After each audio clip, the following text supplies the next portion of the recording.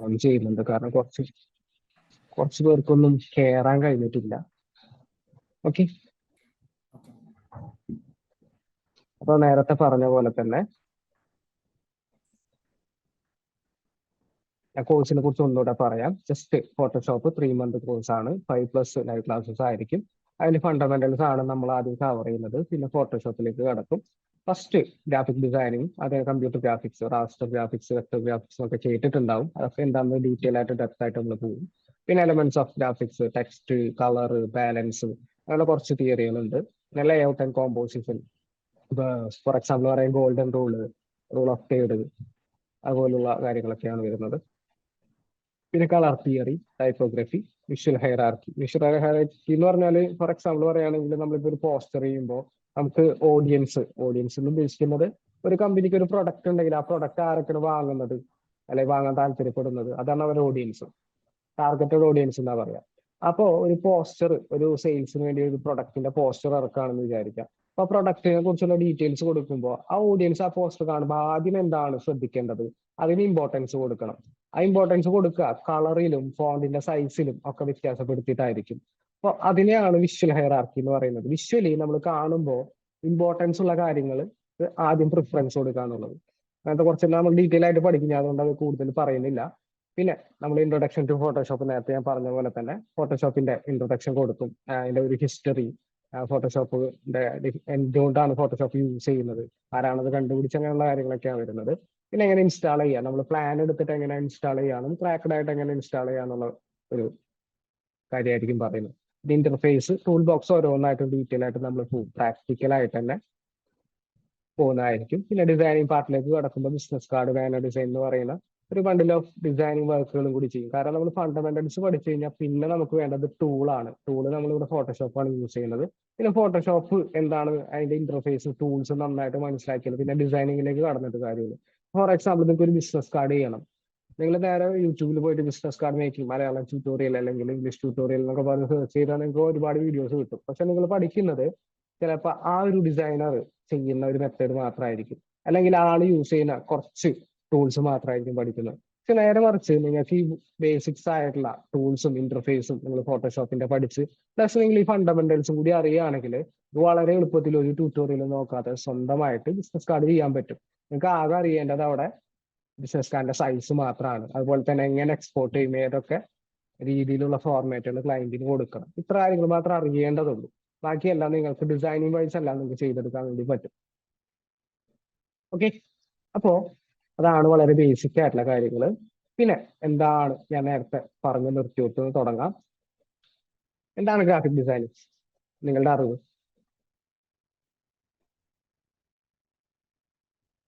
Abhilashan.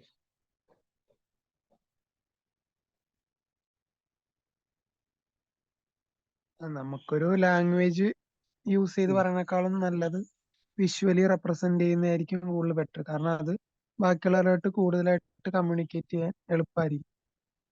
So അതാണെന്ന് തോന്നുന്നു. നല്ലൊരു പോയിന്റ് ആണ്. നമ്മള് ഇപ്പൊ റൈറ്റിംഗ് അല്ലെങ്കിൽ ഓറൽ ആയിട്ടുള്ള ലാംഗ്വേജസ് ഉണ്ട്, റൈറ്റിംഗ് ലാംഗ്വേജ് ഉണ്ട്. ഇപ്പൊ അതിലും കുറച്ചുകൂടി ബെറ്റർ ആയിട്ട് നമുക്ക് വിഷ്വലി റെപ്രസെന്റ് ചെയ്ത് കഴിഞ്ഞാൽ കുറച്ചുകൂടി കൺവിൻസ് ചെയ്യാൻ പറ്റുള്ളൂ ഓഡിയൻസിനെ. പിന്നെ വേറെ എന്തെങ്കിലും ഐഡിയ ഉണ്ടോ ആർക്കെങ്കിലും? അലോക്. ഇല്ല, അങ്ങനെ എനിക്കറിയില്ല. എന്തെങ്കിലും മൈൻഡിൽ ഇപ്പൊ ഗ്രാഫിക് ഡിസൈനിങ് പറയുമ്പോൾ എന്താ ആദ്യം ഓർമ്മ വരാം ഒരു മൈൻഡിൽ? വിഷ്വൽ ആർട്ട് എന്നുള്ള രീതിയിലാണ് എൻ്റെ ഒരു ഇതില്. ഓക്കെ. ഇപ്പൊ ഡിസൈനിങ് ചെയ്ത ഇപ്പൊ നമ്മൾ ഡെയിലി ലൈഫിൽ എന്തൊക്കെ കാണുന്നുണ്ടാവും, ഡിസൈൻ ചെയ്ത് എന്തൊക്കെ എലമെന്റ്സാ കാണുന്നുണ്ടാവുക?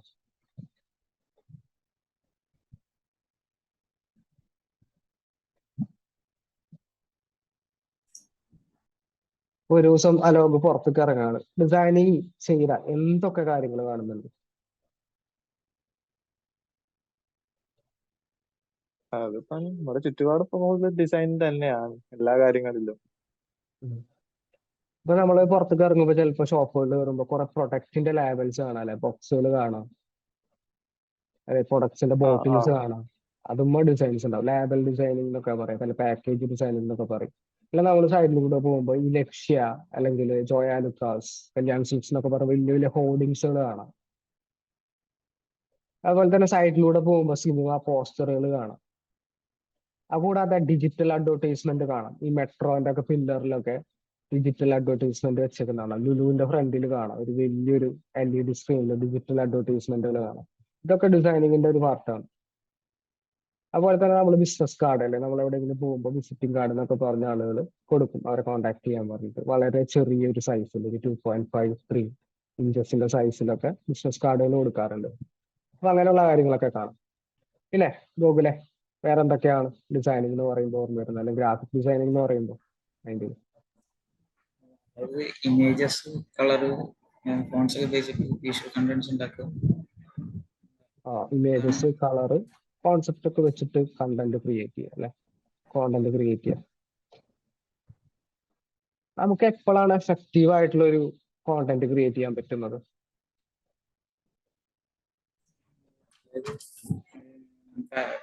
മനസ്സിലായില്ലേ ചോദ്യം? മനസ്സിലായില്ല. അതായത് നമ്മൾ ചെയ്യുന്ന ഒരു പോസ്റ്റർ അല്ലെങ്കിൽ എന്തെങ്കിലും ഒരു ഡിസൈൻ അത് എഫക്റ്റീവായിട്ട് ചെയ്ത് കഴിഞ്ഞു, അല്ലെങ്കിൽ എഫക്റ്റീവായിട്ട് ഗൂഗിളിന് ക്ലയന്റിന് കൊടുക്കാൻ പറ്റി എന്ന് എപ്പോഴാണ് തോന്നാറ്? ഫോർ എക്സാമ്പിൾ പറയുകയാണെങ്കിൽ, ഞാനിപ്പോ ഒരു പോസ്റ്റർ ചെയ്തിട്ട് എന്റെ ക്ലയന്റിന് കൊടുത്തു, അത് 100% സക്സസ്ഫുൾ ആണ്, ക്രിയേറ്റീവ് ആണെന്ന് എനിക്ക് എപ്പോഴാണ് തോന്നുക? നമ്മുടെ ക്ലയന്റിന്റെ റിവ്യൂ അനുസരിച്ച് നമുക്ക് ഡിസൈനേഴ്സിന് എനിക്ക് തോന്നുന്നു എപ്പോഴും സാറ്റിസ്ഫൈഡ് ആയിരിക്കില്ല നമ്മുടെ ഡിസൈൻസ് ഒന്നും. നമുക്ക് എപ്പോഴും എഡിറ്റ് ചെയ്യാനായി തോന്നിക്കൊണ്ടിരിക്കും. ക്ലയൻസിന്റെ റിവ്യൂ അനുസരിച്ചിട്ട് ആയിരിക്കും എനിക്ക് തോന്നുന്നത്.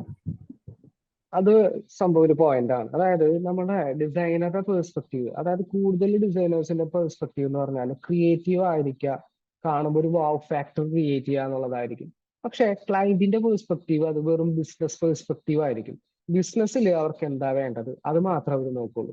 ചിലപ്പോൾ നമ്മൾ വളരെ ക്രിയേറ്റീവ് ആയിട്ട് ചെയ്യുന്ന, നല്ല ഭംഗിക്ക് ചെയ്യുന്ന പോസ്റ്റേഴ്സ് ചിലപ്പോൾ അവർക്ക് ലീഡ്സ് കിട്ടണമെന്നില്ല. ഇപ്പൊ ആഡ്സ് ഒക്കെ ചെയ്യാൻ വേണ്ടിയിട്ടായിരിക്കും കൂടുതൽ സോഷ്യൽ മീഡിയ പോസ്റ്റേഴ്സ് ഒക്കെ ചെയ്യുന്നത്. ഇപ്പൊ ഇവര് മെറ്റ പ്ലാറ്റ്ഫോമിലൂടെ അല്ലെ ഗൂഗിൾ ആഡ്സ് വഴിയൊക്കെ ചിലപ്പോൾ ആഡ് ചെയ്യും. ആ സമയത്ത് ചിലപ്പോൾ അവർക്ക് ലീഡ്സ് കിട്ടുന്നത് അവരുദ്ദേശിക്കുന്ന ടൈപ്പ്, അല്ലെങ്കിൽ നമ്മളുടെ ഭാഷയിൽ പറയുകയാണെങ്കിൽ വലിയ ഭംഗിയില്ലാത്ത, അവർക്ക് തോന്നിയ രീതിയിലുള്ള കളേഴ്സും കാര്യങ്ങളും ലേഔട്ട് ഒക്കെ കൊടുത്തുള്ള ചില പോസ്റ്റേഴ്സുകൾക്ക് ആയിരിക്കാം ആണെന്നല്ല, ആയിരിക്കാം. അപ്പൊ അതുകൊണ്ട് തന്നെ അവര് നോക്കുന്നത് എപ്പോഴും ബിസിനസിന്റെ ആ ഒരു പെർസ്പെക്റ്റീവിലൂടെ ആയിരിക്കും.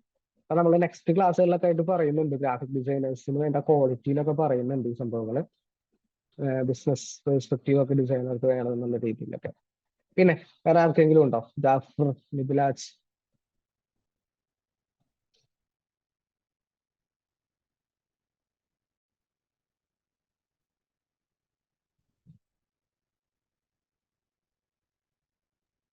ബ്രൗസർ ഒക്കെ ക്രിയേറ്റ് ചെയ്യാ ഒക്കെ.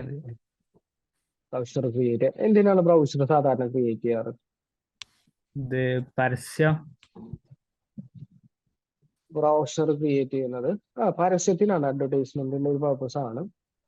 അത് ശരിക്കും എന്തിനു വേണ്ടിയിട്ടാ? മീൻസ് ബ്രൗസറിൽ എന്താ ഉണ്ടാവാറ് സാധാരണ കോണ്ടന്റ്സ്?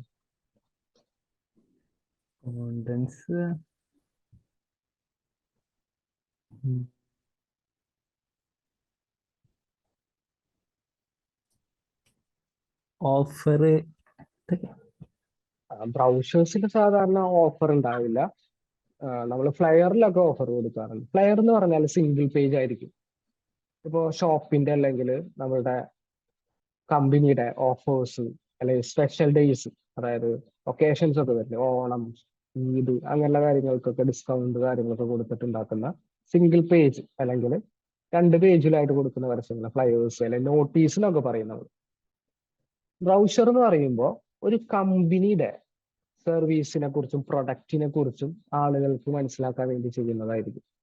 ഇപ്പോൾ ഫസ്റ്റ് പേജ് നോക്കുകയാണെങ്കിൽ ആ കമ്പനിയുടെ ലോഗോ, ആ കമ്പനിയുടെ ഒരു കോട്ട്, ചിലപ്പോൾ ആ കമ്പനി എന്താണ് പ്രൊവൈഡ് ചെയ്യുന്നത് അതിനെക്കുറിച്ചുള്ള ഒരു ചെറിയൊരു കോട്ട്, അല്ലെങ്കിൽ അതിന്റെ കുറച്ച് കോണ്ടാക്ട് ഡീറ്റെയിൽസ് ഒക്കെ ആയിരിക്കും ഫ്രണ്ടിൽ. പിന്നീട് കമ്പനി എന്താണ്, അതിന്റെ അബൌട്ട് അസ് എന്നുള്ള രീതിയിൽ ആ കമ്പനി എന്താണെന്ന് ഡീറ്റെയിൽ ആയിട്ട് കൊടുത്തിട്ടുണ്ടാവും, എന്താണ് അവരുടെ സർവീസ് കാര്യങ്ങളൊക്കെ. പിന്നെ അവരെ വിഷനും മിഷനൊക്കെ കൊടുക്കും. അവരെ ലൈക്ക് ഇപ്പോ നമ്മൾ സാംസങ്ങിന്റെ ഒക്കെ ബ്രൗസർ എടുത്ത് നോക്കിയാൽ അവരെ വിഷൻ എന്ന് പറയുന്നത് എല്ലാവരും ടെക്നിക്കലി അല്ല ടെക്നോളജി എല്ലാവരിലേക്ക് എത്തിക്കുക എന്നുള്ള ഒരു കോൺസെപ്റ്റാണ് അവര് മിഷൻ എന്നൊക്കെ പറയുന്നത്. അപ്പോൾ അങ്ങനെയുള്ള കാര്യങ്ങളൊക്കെ ആയിരിക്കും കൊടുക്കുക, മിഷനും കാര്യങ്ങളും കൊടുക്കും. പിന്നെ അവർ സർവീസ് കൊടുക്കും. പിന്നെ പ്രൊഡക്റ്റ് ഉള്ളവർക്കാണെങ്കിൽ പ്രൊഡക്റ്റ് കൊടുക്കും.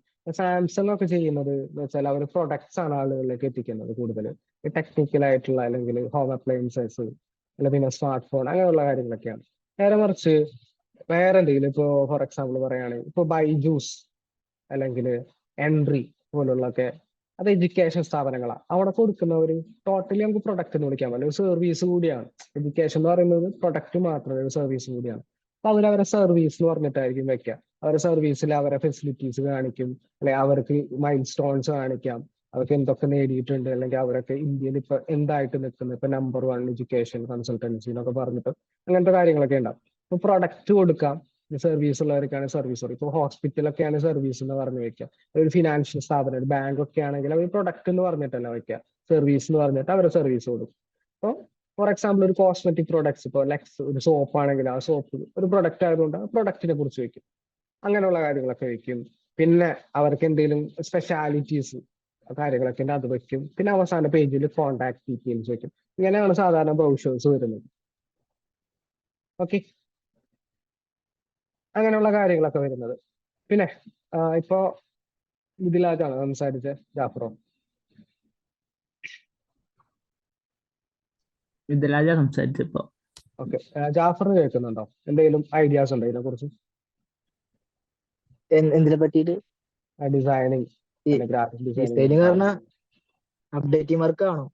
എപ്പോഴും അപ്ഡേഷൻ വേണം. നമ്മൾ ട്രെൻഡ് ഫോളോ ചെയ്യാം. മൊമെന്റ് ആ, മാർക്കറ്റിംഗ് trend. ഒക്കെ കണ്ടിട്ടുണ്ടാവുമല്ലോ നിങ്ങൾ. ഉം. മൊമെന്റ് മാർക്കറ്റിംഗ് എന്താണെന്നറിയോ? ഇല്ലല്ല.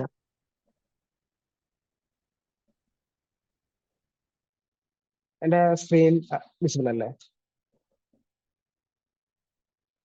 ആ ആ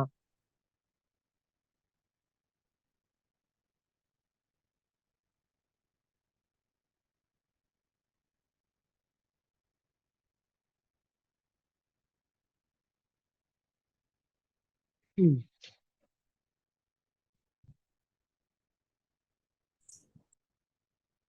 ഈ മൊമെന്റ് മാർക്കറ്റിംഗ് എന്ന് പറഞ്ഞാൽ സിമ്പിൾ ആയിട്ട് പറഞ്ഞാൽ ഇതൊക്കെ മൊമെന്റ് മാർക്കറ്റിംഗ് ആണ്. ഇതല്ല കേട്ടോ, ഇതൊക്കെ മൊമെന്റ് മാർക്കറ്റിംഗ് ആണ്. അതായത് കറന്റ്ലി ഇപ്പൊ എന്താണ് ട്രെൻഡ് അത് യൂസ് ചെയ്തിട്ട് അഡ്വർടൈസ്മെന്റ്സ് ചെയ്യുക. അതിനാണ് മൊമെന്റ് മാർക്കറ്റിംഗ് എന്ന് പറയുന്നത്. ഇപ്പൊ ഏറ്റവും കൂടുതലായിട്ട് ഞാൻ മൊമെന്റ് മാർക്കറ്റിംഗ് കണ്ടിട്ടുള്ളത് മിൽമ, പിന്നെ അജ്മി എന്ന് പറഞ്ഞിട്ടുള്ള ഫുഡ് പ്രൊഡക്ട്സ് ഉണ്ടാക്കുന്ന കമ്പനി. പിന്നെ പ്രോഡക്റ്റ് കൂടുതലായിട്ട് മാനിപ്പുലേഷൻ ആണോ? അല്ലല്ല, പ്രൊഡക്റ്റ് മാനിപ്പുലേഷൻ അല്ല. ഇപ്പൊ കൽക്കി എന്ന് പറഞ്ഞൊരു സിനിമയെ കുറിച്ചുള്ള ചർച്ചകൾ ആളുകൾക്കിടയിൽ വന്നപ്പോ അതിനെക്കുറിച്ചുള്ള സംസാരം, അതായത് വൈറലായി എന്ന് പറയാം വേണമെങ്കിൽ.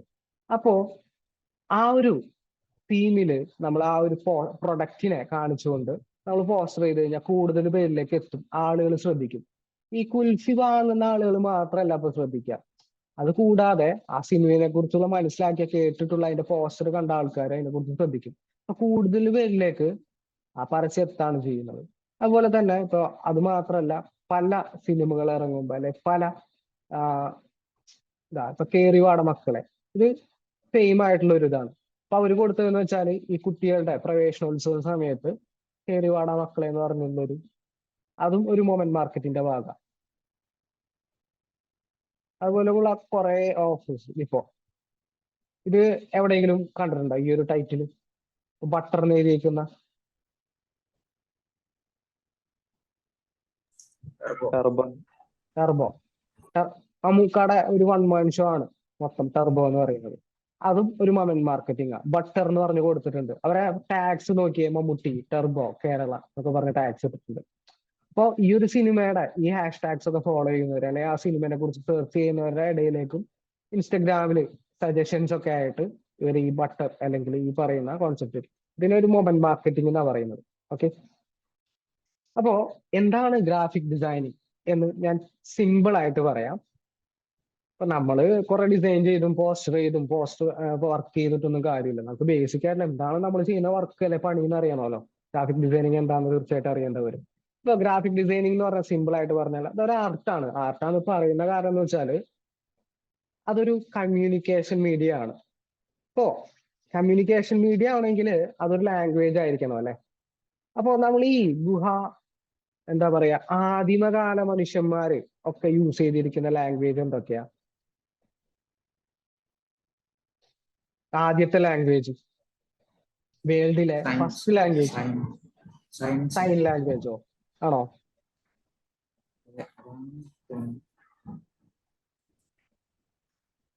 നമ്മുടെ ഹിസ്റ്ററി പറയുന്നത് വേൾഡിലെ ഫസ്റ്റ് ലാംഗ്വേജ് എന്ന് പറഞ്ഞാൽ കേർവ് പെയിന്റിങ്സ് ആണെന്നാണ്. കേർവ് പെയിന്റിങ്സ് എന്ന് പറഞ്ഞാൽ ഗുഹാചിത്രങ്ങൾ, അതാണ് ആദ്യത്തെ ലാംഗ്വേജ് എന്നാണ് പറയുന്നത്. പിന്നീട് സൈൻ ലാംഗ്വേജിലേക്കും ഈ പറയുന്ന ലിപി ഒക്കെ ക്രിയേറ്റ് ചെയ്യുക, അല്ലെങ്കിൽ ആൽഫബറ്റ്സ് കാര്യങ്ങൾ, അല്ലെങ്കിൽ സംസാര അക്ഷരങ്ങൾ കാര്യങ്ങളിലേക്കൊക്കെ വരുന്നത്. അപ്പോ ആർട്ടാണെന്ന് പറയുന്നതിന്റെ മെയിൻ കാരണം എന്ന് പറയുന്നത് ആർട്ട് ഒരു ലാംഗ്വേജാണ്. അപ്പൊ നമുക്ക് സംസാരിച്ചില്ലെങ്കിലും അല്ലെങ്കിൽ റിട്ടേൺ ലാംഗ്വേജിലല്ലെങ്കിലും ഒരു ആർട്ട് വർക്ക് കാണിച്ചു കഴിഞ്ഞാൽ നമുക്ക് ഏകദേശം അതിലെന്താണ് പറയുന്നതെന്ന് മനസ്സിലാവും. അല്ലെങ്കിൽ നമ്മൾ കേട്ടിട്ടുണ്ടാവും 1000 വാക്കുകളെക്കാൾ പവർഫുൾ ആണ് ഒരൊറ്റ ചിത്രം, അല്ലെങ്കിൽ ഒരൊറ്റ ഇപ്പൊ ഒരു പിക്ചർ എന്നൊക്കെ പറയും. അപ്പോ സിമ്പിൾ ആയിട്ട് പറയുകയാണെങ്കിൽ ഗ്രാഫിക് ഡിസൈനിങ് ഒരു ആർട്ടാണ്. കാരണം അതൊരു കമ്മ്യൂണിക്കേഷൻ ലാംഗ്വേജ് ആണ്. എങ്ങനെയാണ് കമ്മ്യൂണിക്കേറ്റ് ചെയ്യുന്നത്? നമ്മൾ ഒരു പോസ്റ്റർ ഉണ്ടാക്കുമ്പോൾ, ഇപ്പൊ എനിക്കൊരു പ്രൊഡക്റ്റ് ഉണ്ട്, ഞാൻ പ്രൊഡ്യൂസ് ചെയ്ത പ്രൊഡക്റ്റ് എന്ന് പറയുന്നത് ഒരു ഹെഡ്സെറ്റ് ആണെന്ന് വിചാരിക്കാം. അതാണ് എന്റെ പ്രൊഡക്റ്റ്. ഈ ഹെഡ്സെറ്റ് നമ്മുടെ ഓഡിയൻസ് ആയിട്ട്, എന്റെ ടാർഗറ്റഡ് ഓഡിയൻസ് എന്ന് പറയുന്നത്, ഞാൻ കുറച്ചുകൂടി ഗെയിമിങ്ങിനോട് താല്പര്യമുള്ള ആളുകളിലേക്കാണ് എന്റെ ഹെഡ്സെറ്റ് ഇറക്കുന്നത്. അപ്പൊ എന്റെ പ്രൊഡക്റ്റിൽ അതിൻ്റെതായ വ്യത്യാസങ്ങൾ ഉണ്ടാവും. കളേഴ്സിലും ലൈറ്റ്സ്, ഒരു LED സ്ട്രിപ്സും കാര്യങ്ങളൊക്കെ കൊടുത്ത് ഒരു പെർഫെക്റ്റ് ആയിട്ടുള്ള ഒരു ഗെയിമിങ് ഒരു ടോണുള്ള ഒരു ഹെഡ്സെറ്റ് ആണ് ഞാൻ ഇറക്കുന്നത്. അപ്പൊ ഗെയിമിങ്ങിനോട് താല്പര്യമുള്ള അല്ലെങ്കിൽ ടെക്കിനോട് താല്പര്യമുള്ള ആൾക്കാർക്കാണ്, അവരാണ് എന്റെ ഓഡിയൻസ്. അപ്പൊ ഞാൻ ക്രിയേറ്റ് ചെയ്യുന്ന പോസ്റ്റേഴ്സിലും ആ ഒരു അറ്റ്മോസ്ഫിയർ കൊണ്ടുവരാൻ എനിക്ക് പറ്റണം. സോഷ്യൽ മീഡിയ പോസ്റ്റേഴ്സ് ആയിക്കോട്ടെ, ബ്രൗഷേഴ്സ് ആയിക്കോട്ടെ, ഹോർഡിങ്സ് ആയിക്കോട്ടെ, ബിസിനസ് കാർഡ് എന്തായിക്കോട്ടെ, എന്റെ പ്രൊഡക്റ്റ് അല്ലെങ്കിൽ എന്റെ കമ്പനി ബ്രാൻഡ് എന്താണോ അതിൻ്റെതായിട്ടുള്ള രീതിയിലുള്ള ടോണും മൂഡും ഒക്കെ കൊണ്ടുവരാൻ പറ്റണം. ഫോർ എക്സാമ്പിൾ പറയുകയാണെങ്കിൽ, നമ്മളിപ്പോ എന്താ പറയാ, ലൈക്ക്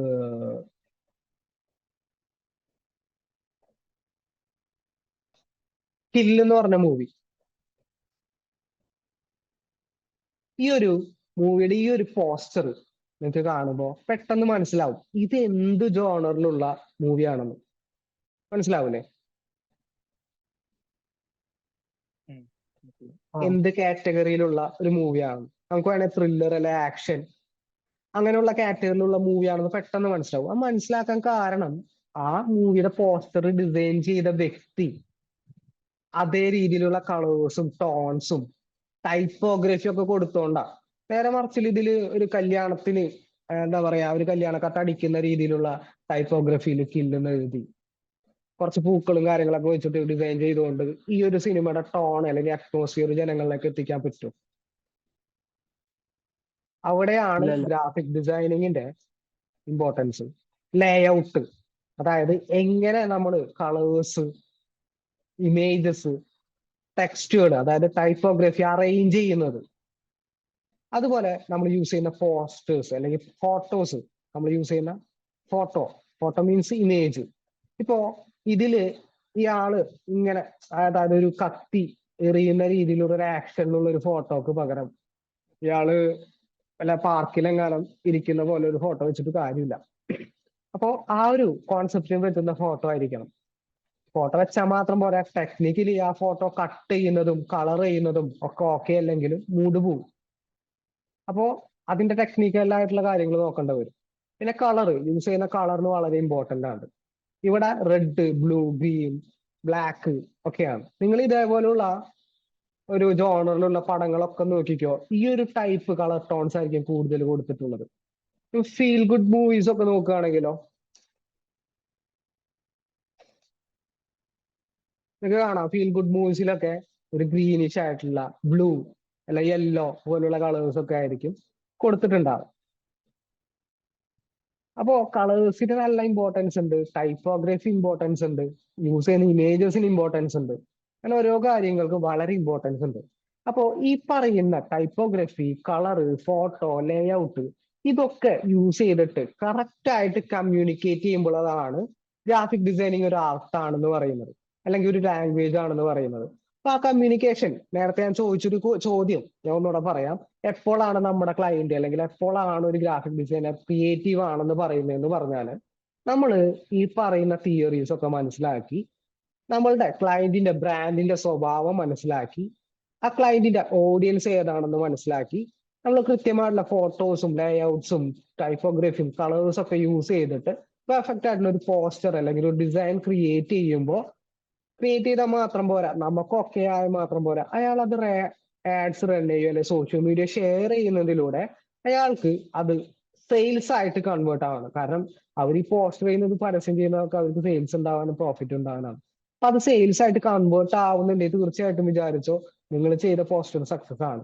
അപ്പോഴാണ് ആക്ച്വലി ഒരു ഗ്രാഫിക് ഡിസൈനർ ക്രിയേറ്റീവ് ഡിസൈനർ ആണ് അല്ലെങ്കിൽ ക്രിയേറ്റീവ് ആണെന്ന് പറയാൻ പറ്റുള്ളൂ നമുക്ക്. അല്ലാതെ പേരിനൊരു ലോഗോയും കുറച്ച് ഇമേജസും കുറച്ച് ടൈപ്പോഗ്രഫിയും ഒക്കെ അറേഞ്ച് ചെയ്തുകൊണ്ട് ഒരു പോസ്റ്റർ ഇട്ട് കൊടുത്തോണ്ട് കാര്യമുണ്ടോ? അത് ഗ്രാഫിക് ഡിസൈനിങ് എന്ന് പറയാൻ പറ്റുമോ നമുക്ക്? ഇപ്പോ ക്യാൻവ യൂസ് ചെയ്തിട്ട് ഡിസൈൻ ചെയ്യുന്ന ഒരുപാട് പേരുണ്ട്. ക്യാൻവയുടെ ലിമിറ്റേഷൻ എന്താ? ടൈപ്പോഗ്രഫിയുടെ ലിമിറ്റേഷൻസ് ഉണ്ടാവും അല്ലെ? ടൈപ്പോഗ്രഫി അതിൽ പറയുന്ന കുറച്ച് ടൈപ്പോഗ്രഫീസ് ആയിരിക്കും കിട്ടുന്നത്, അല്ലെങ്കിൽ ലേഔട്ട്സിന്റെ അല്ലെങ്കിൽ നമ്മൾ അപ്ലോഡ് ചെയ്യുന്ന അല്ലെങ്കിൽ നമുക്ക് എക്സ്പോർട്ട് ചെയ്തെടുക്കുന്ന ഫയൽ ഫോർമാറ്റുകളുടെ അങ്ങനെ ഒരുപാട് ലിമിറ്റേഷൻസ് ഉണ്ടാവും. ഇപ്പൊ ക്യാൻവ ഡിസൈൻ ചെയ്യുന്നവര് ഇതേപോലെ ഒരു ടെംപ്ലേറ്റ് എടുത്തിട്ട് അത് എഡിറ്റ് ചെയ്തിട്ടൊക്കെ ഡിസൈൻ ചെയ്ത് വെക്കും. അപ്പൊ എന്താ പ്രശ്നം എന്ന് വെച്ചാൽ നമ്മുടെ ക്ലയന്റിന്റെ ഓഡിയൻസിനും ടോണിനും മൂഡിനും അനുസരിച്ചുള്ള ടെംപ്ലേറ്റ് കിട്ടുന്ന യാതൊരു നിർബന്ധവും ഇല്ല. അപ്പൊ അങ്ങനെയുള്ള കാര്യങ്ങളിലാണ് ഇതുപോലുള്ള ആപ്ലിക്കേഷൻസിന്റെ ഒരു പോരായ്മയായിട്ട് വരുന്നത്. ഇനി നല്ല രീതിയിലുള്ള ക്രിയേറ്റീവ് ആയിട്ടുള്ള ഒരു ഡിസൈനർക്ക് ക്യാൻവ ആയാലും മതി. അയാള് പുറത്തുനിന്നുള്ള റിസോഴ്സുകളും ഇമേജസും കാര്യങ്ങളൊക്കെ ഡൗൺലോഡ് ചെയ്ത് ക്യാൻവയിൽ തന്നെ കൊണ്ടുവന്ന് അറേഞ്ച് ചെയ്ത് കുറച്ച് ബുദ്ധിമുട്ടാണ്. കാരണം അത്ര ക്രിയേറ്റീവ് ആയിട്ടുള്ള ഒരാൾക്ക് എന്തായാലും പ്രൊഫഷണൽ ടൂൾസ് ആയിട്ടുള്ള ഫോട്ടോഷോപ്പ് ഇല്ലുസ്ട്രേറ്റർ യൂസ് ചെയ്യാം അല്ലെ? അപ്പോ സിമ്പിൾ ആയിട്ട് ഞാൻ എന്താണ് ഗ്രാഫിക് ഡിസൈനിങ് എന്ന് പറഞ്ഞത് നിങ്ങൾക്ക് മനസ്സിലായിട്ടെന്ന് വിചാരിക്കുന്നു. അപ്പൊ കുറച്ച് ഈ കാണുന്നത് ലെറ്റർ ഹെഡ് ആണ്, അതിന്റെ എൻവലപ്പ്, ലെറ്റർ ഹെഡ് എൻവലപ്പുകൾ, പിന്നെ അതുപോലെ തന്നെ അപ്പാരൽസ് അല്ലെ ടീഷർട്ട് ഡിസൈനിങ്, പ്രൊഡക്റ്റ് അല്ലെ package design, magazine cover designing, social media posters കാര്യങ്ങൾ ഓക്കെ. ഞാൻ ജസ്റ്റ് ഒരു ഇൻട്രോ മാത്രം തന്നിട്ടുള്ളൂ നിങ്ങൾക്ക് ഈ ഒരു കോഴ്സിനെ പറ്റി ഒരു ഇൻട്രോ, എന്താണ് ഗ്രാഫിക് ഡിസൈനിങ് നിങ്ങൾക്ക് യൂസ്ഫുൾ ആവും എന്തായാലും. കണ്ടിന്യൂസ് നമ്മുടെ കോഴ്സിൽ ആക്റ്റീവായിട്ട് ഇന്ററാക്ട് ചെയ്ത് ഇപ്പൊ നിങ്ങളോട് ഞാൻ ചോദിച്ചവരൊക്കെ സംസാരിച്ചിട്ടുണ്ട്. നമുക്ക് കുറച്ചുകൂടി എനിക്ക് നിങ്ങളെ കണ്ട് സംസാരിക്കുകയാണെങ്കിൽ കുറച്ചുകൂടി എക്സ്പ്രസ് ചെയ്യാൻ പറ്റും, കുറച്ചുകൂടി ഇന്ററാക്ഷൻ നടക്കും. പക്ഷെ പലപ്പോഴും അത് സംഭവിക്കാറില്ല, ആളുകൾ ക്യാമറ ഓൺ ആക്കാറില്ല. എനിവേ ഞാൻ നേരത്തെ പറഞ്ഞ പോലെ തന്നെ നമ്മളെ നെക്സ്റ്റ് ബാച്ചിന്റെ കൂടെ ആയിരിക്കും നിങ്ങളുടെ ക്ലാസ്സസ് സ്റ്റാർട്ട് ചെയ്യുക. അപ്പൊ നിങ്ങളുടെ ക്ലാസ് സ്റ്റാർട്ട് ചെയ്യുന്നതിന് മുമ്പ് എന്തായാലും നിങ്ങൾക്ക് ഞാൻ ഗ്രൂപ്പിൽ അറിയിക്കാം എന്നാണ് ക്ലാസ് സ്റ്റാർട്ട് ചെയ്യുക എന്നുള്ളത്. ജസ്റ്റ് നിങ്ങൾ ബോറടിക്കേണ്ട അല്ലെങ്കിൽ നിങ്ങൾ അപ്ഡേറ്റ് ചെയ്യാന്നുള്ള രീതിയിലാണ് ഞാൻ ലിങ്ക് ഇട്ട് നിങ്ങളോട് ജോയിൻ ചെയ്യാൻ പറഞ്ഞത്. ജസ്റ്റ് എന്താണ് നമ്മുടെ കോഴ്സിന്റെ ഒരു ഓവർവ്യൂ, ഗ്രാഫിക് ഡിസൈനിങ് എന്താണ്, അതിന്റെ കുറച്ച് കാര്യങ്ങൾ പറയാമെന്ന് വിചാരിച്ചത്. അപ്പോൾ ഇനിയുള്ള ക്ലാസ്സസിന്റെ കാര്യം ഞാൻ നേരത്തെ അറിയിക്കും, എന്നാണ് ക്ലാസ്സസ് ഉണ്ടാവുക, അതുപോലെ തന്നെ ഏതൊക്കെ പ്ലാറ്റ്ഫോമാണ് നമ്മൾ ചൂസ് ചെയ്യുന്നത്, ബാക്കിയുള്ള ഡീറ്റെയിൽസും ഒക്കെ. അപ്പൊ നിങ്ങളുടെ ക്ലാസ്സസും എൻ്റെ പെയ്ഡ് ക്ലാസിന്റെ, അതായത് ഞാൻ എമൗണ്ട് വാങ്ങി ക്ലാസ് എടുത്തു കൊടുക്കുന്ന നെക്സ്റ്റ് ബാച്ച് സ്റ്റാർട്ട് ചെയ്യുന്നുണ്ട്. അപ്പൊ അതിന്റെ ഒപ്പം തന്നെ ആയിരിക്കും നിങ്ങളുടെ ക്ലാസ് നിങ്ങൾ അതിലേക്ക് ഞാൻ ആ ഒരു ഗ്രൂപ്പിലേക്ക് ആഡ് ചെയ്യാണ് ചെയ്യാം. എന്നിട്ട് ബാക്കിയുള്ള ഡീറ്റെയിൽസ് കൊടുക്കാം. ഞാൻ അതിന്റെ ഇടയിൽ ഞാൻ കുറച്ച് അപ്ഡേറ്റ് ചെയ്ത് പോകും, അതായത് ജസ്റ്റ് ക്വസ്റ്റ്യൻസ്, അതായത് ആ ഒരു ക്ലാസ് തുടങ്ങുന്നതിന് ആ ഒരു ഗ്യാപ്പിനുള്ളിൽ വല്ല ക്യൂസസ് നാളെ ഞാൻ ഇട്ടിരുന്നു ഫോട്ടോഷോപ്പിന്റെ ക്വിസ് കാര്യങ്ങൾ അപ്ഡേറ്റ് ചെയ്യും. പിന്നെ എന്തെങ്കിലും ഇമ്പോർട്ടന്റ് ആയിട്ടുള്ള വല്ല ട്യൂട്ടോറിയൽസോ അല്ലെങ്കിൽ നിങ്ങൾക്ക് അറിഞ്ഞിരിക്കേണ്ട റിസോഴ്സുകളോ ഫയൽസോ ഇപ്പോൾ ടെക്സ്റ്റ് ഫോണ്ടുകൾ കാര്യങ്ങളൊക്കെ എന്തെങ്കിലും അപ്ഡേറ്റ് ചെയ്യാം. നിങ്ങൾക്ക് എന്തെങ്കിലും ഡൗട്ട്സ് ഉണ്ടെങ്കിലും എനിക്ക് പേഴ്സണലായിട്ട് മെസ്സേജ് ചെയ്തിട്ട് ഡൗട്ട് ക്ലിയർ ചെയ്ത് പോവാം. നിങ്ങളിപ്പോൾ ചെയ്യുന്ന വർക്കോ അല്ലെ ട്രൈ ചെയ്യുന്നുണ്ടെങ്കിലോ അല്ലെങ്കിൽ ഇൻസ്റ്റാളേഷൻ ഇഷ്യൂസോ കാര്യങ്ങളൊക്കെ വരികയാണെങ്കിൽ എന്നോട് ചോദിക്കാം. ഓക്കെ, ക്ലിയർ അല്ലേ? എന്തെങ്കിലും ഡൗട്ട്സ് ഉണ്ടോ ഇന്ന് നമ്മൾ സംസാരിച്ചതിനെ കുറിച്ച്?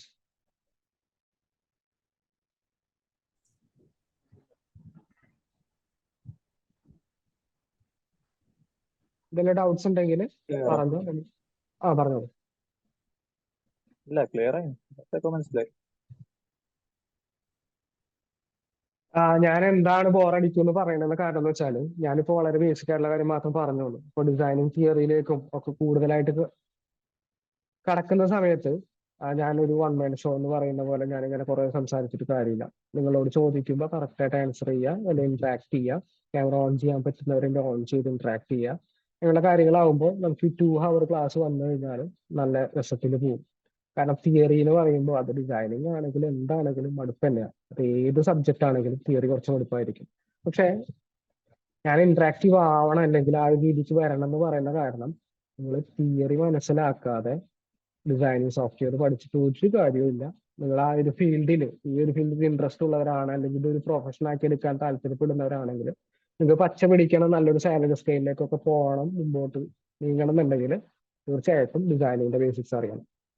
ഡിസൈനിങ് ബേസിക്സ് അറിയാതെ വർക്ക് ചെയ്യുന്ന ഒരുപാട് ഡിസൈനേഴ്സ് ഉണ്ട്. 2, 3, 10 വർഷം ഡിസൈനിങ് ചെയ്യുന്നവരുണ്ട്. പക്ഷെ അവരെ വർക്കുകളൊന്നും ശ്രദ്ധിച്ചു നോക്കിയാൽ കാണാം കുറെ ലോജിക് ഇഷ്യൂസ് ഉണ്ടാവും.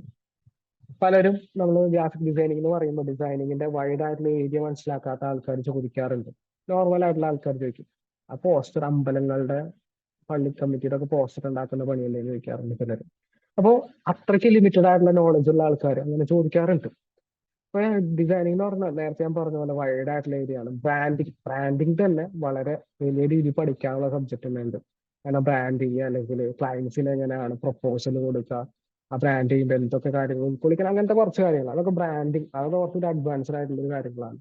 നമ്മൾ വളരെ സിമ്പിൾ ആയിട്ട് ഫോട്ടോഷോപ്പിൽ ഡിസൈനിങ് ചെയ്യുന്ന ഡിസൈനിങ് പാർട്ട് പ്ലസ് ഫോട്ടോഷോപ്പിന്റെ ബേസിക്സ്, പിന്നെ ഗ്രാഫിക് ഡിസൈനിന്റെ ബേസിക്സ് നന്നായിട്ട് മനസ്സിലാക്കണം. സോ ലൈവ് കയറാൻ പറ്റുന്ന ഏറ്റവും നന്നായിരിക്കും. ഇപ്പൊ ഞാൻ റെക്കോർഡഡ് വീഡിയോ ഇടുന്നത് കാത്തിരിക്കാണ്ട് ലൈവിന് കയറാൻ പറ്റുന്നവർക്ക് ലൈവിന് കയറുകയാണെങ്കിൽ ഇപ്പൊ ഞാൻ പറയുന്നതോടൊപ്പം നിങ്ങൾക്ക് എന്തെങ്കിലും ഡൗട്ട്സ് ഒക്കെ ഉണ്ട് ക്ലിയർ ചെയ്ത് പോവാം. നേരെ മറിച്ച് ഞാൻ ലൈവ് കഴിഞ്ഞ് അത് റെക്കോർഡ് ക്ലാസ് യൂട്യൂബിൽ അപ്ലോഡ് ചെയ്തിട്ട് അൺലിസ്റ്റഡ് ആയിട്ടാണ് നിങ്ങൾക്ക് അയച്ചിട്ടുള്ളത്. ആ ലിങ്ക് കാണുന്ന സമയത്ത് നിങ്ങൾക്ക് ഡൗട്ട്സ് ഒക്കെ ഉണ്ടെങ്കിൽ ചിലപ്പോൾ എനിക്ക് മെസ്സേജ് ചെയ്യുന്ന ടൈമിൽ ഞാൻ ഓഫീസ് ടൈമിലായിരിക്കും. അപ്പൊ നിങ്ങൾക്ക് കറക്റ്റ് ആയിട്ട് മെസ്സേജ് ചെയ്യാൻ പറ്റണമെന്നില്ല, അല്ലെങ്കിൽ ഡീറ്റെയിൽ ആയിട്ട് പറഞ്ഞുതരാൻ പറ്റണമെന്നില്ല. പിന്നെ ഓഫീസ് ടൈം കഴിഞ്ഞാൽ ഏകദേശം നിങ്ങളുടെ ക്ലാസ്സിന്റെ ടൈമാവും. പിന്നെ ആ ടൈം വരെ നിങ്ങൾ വെയിറ്റ് ചെയ്യേണ്ടി വരും. അപ്പൊ നിങ്ങൾ ചിലപ്പോൾ ഞാനിപ്പോൾ ഡിസൈനിങ്ങിന്റെ ക്ലാസ് ആണ് ആ ടൈമിൽ എടുക്കുന്നത്, അല്ല സോഫ്റ്റ്വെയറിന്റെ ക്ലാസ്സസ് ഒക്കെ ആണെങ്കിൽ നിങ്ങൾക്ക് നിങ്ങൾ വർക്ക് ചെയ്യുന്നത് ചിലപ്പോൾ നിങ്ങൾ ആ ലൈവ് റെക്കോർഡഡ് വീഡിയോ കാണുന്ന രാവിലെ ഒക്കെ ആയിരിക്കും, അല്ലെങ്കിൽ നിങ്ങൾക്ക് ഫ്രീ കിട്ടുന്ന സമയത്തായിരിക്കും. അപ്പൊ നിങ്ങൾ ചിലപ്പോൾ ഇങ്ങനെ വർക്ക് ചെയ്യുന്നതിടക്ക് ഡൗട്ട് വരും. അപ്പൊ നിങ്ങൾ എന്നെ കോൺടാക്ട് ചെയ്യാൻ സമയത്ത് ചിലപ്പോൾ കിട്ടണമെന്നില്ല. അതുകൊണ്ട് ഞാൻ പറഞ്ഞത് മാക്സിമം ലൈവിൽ തന്നെ കയറാൻ നോക്കാം. ഓക്കെ, അപ്പോൾ നെക്സ്റ്റ് ക്ലാസ്സിൽ കാണാം. ബൈ.